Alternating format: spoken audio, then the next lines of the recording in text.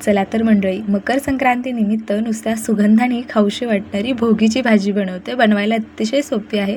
कशी बनवली ते सांगते. काही शेंगभाज्या, काही फळभाज्या, त्यानंतर वांगं, बटाटं, पालक, कोथिंबीर, गाजर, त्यानंतर वाटाणे सगळं बारीक चिरून छान असं निसून त्यानंतर स्वच्छ धुवून कढईमध्ये ना 1 चमचा तेल घातलं आणि ह्या सगळ्या भाज्यांना तेलावरती छान अशा फ्राय करून घेतल्या. सोबतच 2 चमचे तीळ, थोडेसे शेंगदाणेसुद्धा भाजून घेतले.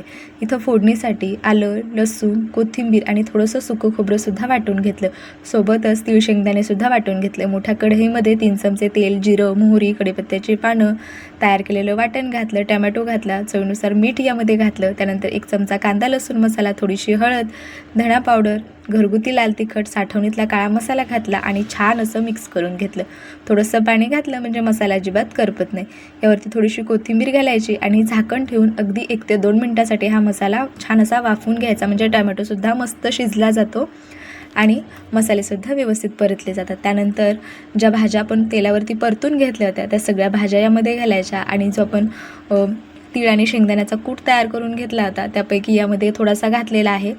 व्यवस्थित मिक्स करायचं आणि यामध्ये ना गरम पाणी घालायचं म्हणजे भाजीची चव खराब होत नाही. मस्त अशी ही आपली भोगीची भाजी इथे तयार झाली. मंडळी, ही रेसिपी कशी वाटली ना मला कमेंट करून जरूर सांगा.